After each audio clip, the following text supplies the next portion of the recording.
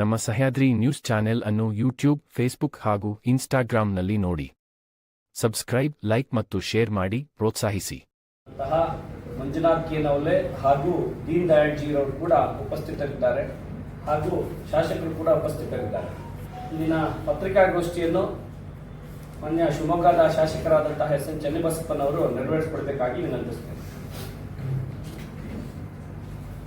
ಆತ್ಮೀಯ ಮಾಧ್ಯಮ ಸ್ನೇಹಿತರೆ, ಭಯೋತ್ಪಾದನೆ ಭಾರತದ ರಾಷ್ಟ್ರೀಯತೆಯ ಭದ್ರತೆಗೆ ಎದುರಾಗಿರುವಂತಹ ಗಂಭೀರವಾದಂತಹ ಸವಾಲು.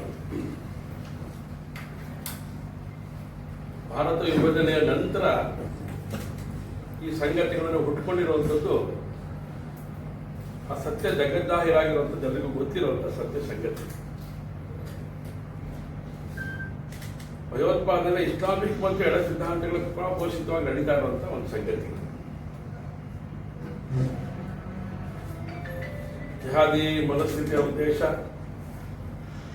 ಪ್ರಾಯೋಜಿತ ಉಗ್ರವಾದ, ಪ್ರತ್ಯೇಕತಾವಾದಿಗಳ ಚಟುವಟಿಕೆಗಳು, ಇಸ್ಲಾಮಿಕ್ ಮೂಲಭೂತವಾದ ಸಂಗತಿಗಳು. ಇದು ದೇಶದ ಸಾರ್ವಭೌಮತೆಗೆ, ಅಖಂಡತೆಗೆ ಧಕ್ಕೆ ತರುವಂತ ಕೆಲಸವನ್ನ ಮಾಡ್ತಾ ಇದ್ದಾರೆ ಅನ್ನೋದೊಂದು ಜಗತ್ತಾಗಿರುವಂತಹ ಸಂಗತಿ. ಹೀಗೆ ಬಹಳಷ್ಟು ವರ್ಷಗಳಿಂದ ನಡ್ಕೊಂಡು ಬಂದಿರುವಂತಹ ಈ ಒಂದು ಭಯೋತ್ಪಾದಕತೆ ಚಟುವಟಿಕೆ ಇದನ್ನ ಮಟ್ಟ ಹಾಕಬೇಕು ಅಂತೇಳಿ ಎಲ್ಲ ಸರ್ಕಾರಗಳು ಕೂಡ ವಿಶೇಷವಾದಂತಹ ರೀತಿಯಲ್ಲಿ ಪ್ರಯತ್ನಗಳನ್ನು ಮಾಡ್ತಾ ಬಂದಿದೆ. ವಿಶೇಷವಾಗಿ ಭಾರತದ ಗಡಿ ಭಾಗಗಳಲ್ಲಿ ನಡೀತಾ ಇರುವಂತಹ ಸಂದರ್ಭಗಳನ್ನು ಗಮನದಲ್ಲಿಟ್ಟುಕೊಂಡು ಕಾಶ್ಮೀರ ಉಗ್ರವಾದಿ ಸಂಘಟನೆಗಳನ್ನು ಮಟ್ಟ ಹಾಕುವಂತ ಮಾಡಿದೆ. ಅನೇಕ ಸಂದರ್ಭದಲ್ಲಿ ಅನೇಕ ಬೇರೆ ಬೇರೆ ರೀತಿಯ ಭಯೋತ್ಪಾದಕ ಚಟುವಟಿಕೆಗಳು ಪ್ರಾರಂಭ ಆಗಿದೆ. ಸೈಬರ್ ಭಯೋತ್ಪಾದನೆ, ಹಣಕಾಸು ಭಯೋತ್ಪಾದನೆ, ಪ್ರತ್ಯೇಕತಾವಾದಿಗಳ ಈಶಾನ್ಯ ಭಾರತದ ಈಶಾನ್ಯ ಭಾಗದ ರಾಜ್ಯಗಳಲ್ಲಿ ನಡೀತಾ ಇರುವಂತಹ ಸಂಗತಿಗಳು ಇದೆಲ್ಲದನ್ನು ನೋಡಿದಾಗ ಈ ದೇಶದೊಳಗಡೆ ಏನೋ ಒಂದು ಅಭದ್ರತೆ ನಿರ್ಮಾಣ ಕೆಲಸ ಮಾಡ್ತಾ ಇದ್ದಾರೆ. ಅದಕ್ಕೆ ಸಾಕ್ಷಿ ಕೈಗಾರಿಕೆಗಳು ಮತ್ತಿದೆ. ಇದೆಲ್ಲದೂ ಮಟ್ಟ ಹಾಕಬೇಕು ಅಂತ ಹೇಳಿ ಯೋಚನೆ ಮಾಡಿದಂತ ಅವತ್ತಿದ್ದಂತ ಸರ್ಕಾರಗಳು ಮಾಡಿದೆ. ಈ ಗಮನಿಸಬೇಕಾಗಿರೋ ಸಂಗತಿ ಏನು ಅಂತ ಹೇಳಿದ್ರೆ 1991ರಲ್ಲಿ ಮೇ 21 ರಾಜೀವ್ ಗಾಂಧಿ ಅವರ ಹತ್ಯೆ ಪೆರಂಬದೂರು 35 ವರ್ಷಗಳ ಹಿಂದೆ. ಅದಕ್ಕಿಂತ ಮುಂಚೆ ಇಂದಿರಾ ಗಾಂಧಿ ಅವರ ಹತ್ಯೆ ಆಗಿದೆ. ಇದೆಲ್ಲವೂ ಕೂಡ ಭಯೋತ್ಪಾದನೆಯ ಚಟುವಟಿಕೆ ಯಾರು ಮಾಡ್ತಾ ಇದ್ದಾರೆ ಅವರೇ ಈ ಕೃತ್ಯಗಳನ್ನು ಮಾಡ್ತಾ ಇದ್ದಾರೆ. ಸೊ ಹಾಗಾಗಿ ಇಲ್ಲೊಂದು ಗಮನಿಸಲೇಬೇಕಾದ ಸಂಗತಿ, ನಿನ್ನೆ ಮೇ 21 ನಮ್ಮ ಅವತ್ತಿದ್ದಂತ ವಿ.ಪಿ. ಸಿಂಗ್ ಸರ್ಕಾರ ಮೇ 21 ಭಯೋತ್ಪಾದನೆಯ ವಿರೋಧಿ ದಿನವನ್ನಾಗಿ ಆಚರಣೆ ಮಾಡಬೇಕು. ಶಾಲಾ ಕಾಲೇಜುಗಳಲ್ಲಿ ಇದ್ರ ಬಗ್ಗೆ ಜನಜಾಗೃತಿ ಮೂಡಿಸಬೇಕು. ಎಲ್ಲ ಸರ್ಕಾರಿ ಕಚೇರಿಗಳಲ್ಲಿ ಇದನ್ನು ವಿಶೇಷವಾಗಿ ಆಚರಣೆ ಮಾಡಬೇಕು. ರಕ್ಷಣಾ ವ್ಯವಸ್ಥೆ ಇಲಾಖೆ ಇದನ್ನ ಗಂಭೀರವಾಗಿ ತಗೊಂಡು ಮಾಡಬೇಕು ಅಂತ ಯೋಚನೆಗಳನ್ನು ಮಾಡಿ ಅನೇಕ ಸಂಗತಿಗಳನ್ನು ಹೇಳಿದ್ದಾರೆ. ಅಂದಿನಿಂದ ಇದರವರೆಗೂ ನಡ್ಕೊಂಡು ಬಂದಿರುವಂತ ಸಂಗತಿನೇ. ನೆನ್ನೆನೂ ಕೂಡ ನಾನು ರಕ್ಷಣಾ ಇಲಾಖೆ ಹೋದ ಸಂದರ್ಭದಲ್ಲಿ ಅದನ್ನು ನೋಡಿದೆ. ನಾನು ಆ ಒಂದು ಕಾರ್ಯಕ್ರಮ ನಡೀತಾ ಇದೆ, ಅದಕ್ಕೆ ಸಿದ್ಧತೆಗಳು ಮಾಡಿಕೊಂಡಿದ್ದೆ. ಅವಾಗ ನನಗೆ ಫ್ಲಾಶ್ ಆಗಿದೆ, ಇಷ್ಟೆಲ್ಲ ನಾಗರಿಕರು ರಕ್ಷಣಾ ವ್ಯವಸ್ಥೆ ಎಲ್ಲದೂ ಯೋಚನೆ ಮಾಡ್ತಿರುವಂತ ಸಂದರ್ಭದಲ್ಲಿ ಈ ದೇಶವನ್ನು ಆಳಿದಂತ ಕಾಂಗ್ರೆಸ್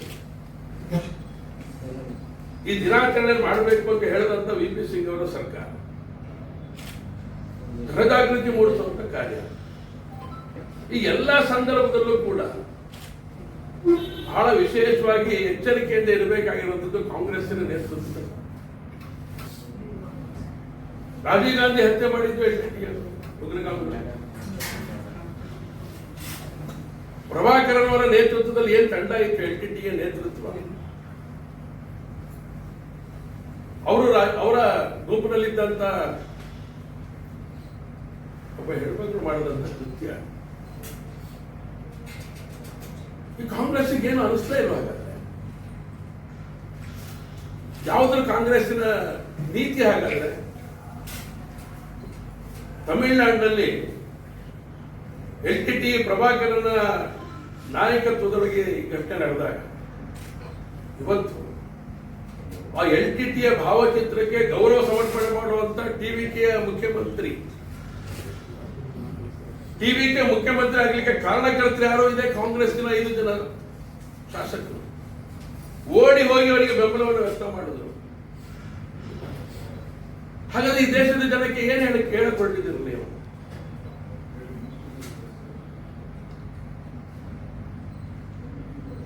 ಇದು ಗಂಭೀರವಾಗಿ ಯೋಚನೆ ಮಾಡಬೇಕಿರೋದು ಸಂಗತಿಯನ್ನ ಕಾರಣಕ್ಕೋಸ್ಕರ ಇದನ್ನು ಪ್ರಸ್ತಾಪನೆ ಮಾಡ್ತಾ ಇದ್ದಾರೆ.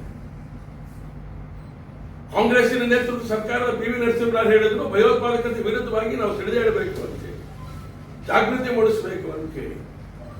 ಆದ್ರೆ ಮುಖ್ಯಮಂತ್ರಿ TVK ಮುಖ್ಯಮಂತ್ರಿ ವಿಜಯ್ LTT ಪ್ರಭಾಕರನವರಿಗೆ ಪುಷ್ಪಾರ್ಚನೆ ಮಾಡ್ತಾನೆ.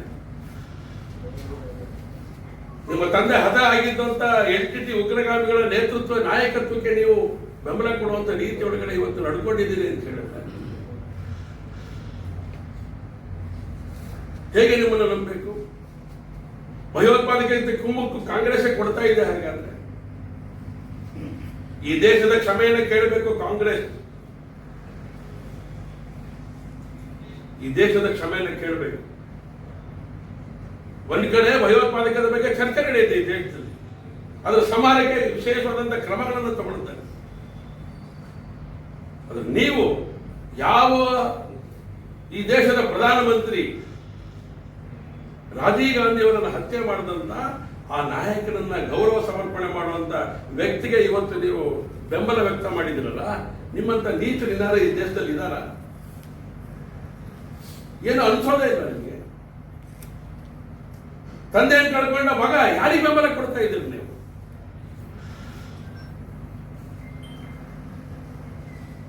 ಪ್ರಭಾಕರನ ಫೋಟೋಕ್ಕೆ ಗೌರವ ಸಮರ್ಪಣೆ ಮಾಡುವಂತ ನಾಯಕನಿಗೆ ನೀವು ಬೆಂಬಲ ಕೊಡ್ತೀರಿ ಅಂತ ಹೇಳಿದ್ರೆ ನಿಮ್ಮ ಈ ದೇಶದ ಬಗ್ಗೆ ಇರುವಂತ ಗೌರವದ ಬಗ್ಗೆ ನಾವು ಆಲೋಚನೆ ಮಾಡಬೇಕಾಗುತ್ತೆ. ಭ್ರಷ್ಟಗಳನ್ನ ಎತ್ತದವ್ರು ನೀವು. ಪಹಲ್ಗಾಮ್ನಲ್ಲಿ ನಡೆದಂತ ಸಂದರ್ಭಗಳಲ್ಲಿ, ಬೇರೆ ಬೇರೆ ಸಂದರ್ಭಗಳಲ್ಲಿ ಅದ್ರ ಬಗ್ಗೆ ಆಕ್ಷನ್ ಮಾಡಿದ್ರೆ ಏನೆಲ್ಲ ಪ್ರಶ್ನೆ ಕೇಳಿದ್ರಿ? ಚಟುವಟಿಕೆಯಿಂದ ಇಂದಿರಾ ಗಾಂಧಿ ಭಯೋತ್ಪಾದನೆಯಿಂದ, ರಾಜೀವ್ ಗಾಂಧಿ LTT ಉಗ್ರವಾದಿಯಿಂದ, LTT ನಾಯಕನ ಭಾವಚಿತ್ರಕ್ಕೆ ಗೌರವ ಸಮರ್ಪಣೆ ಮಾಡೋರಿಗೆ ನೀವು ಸರ್ಕಾರ ರಚನೆ ಮಾಡುವಂತ ಶಕ್ತಿ ಕೊಟ್ಟಿದ್ದೀರಲ್ಲ, ಈ ದೇಶದ ಕ್ಷಮೆ ಯಾಚನೆ ಮಾಡಬೇಕಾಗುತ್ತೆ. ನಮ್ಮ ಸಹ್ಯಾದ್ರಿ ನ್ಯೂಸ್ ಚಾನೆಲ್ ಅನ್ನು ಯೂಟ್ಯೂಬ್, ಫೇಸ್ಬುಕ್ ಹಾಗೂ ಇನ್ಸ್ಟಾಗ್ರಾಂನಲ್ಲಿ ನೋಡಿ. ಸಬ್ಸ್ಕ್ರೈಬ್, ಲೈಕ್ ಮತ್ತು ಶೇರ್ ಮಾಡಿ.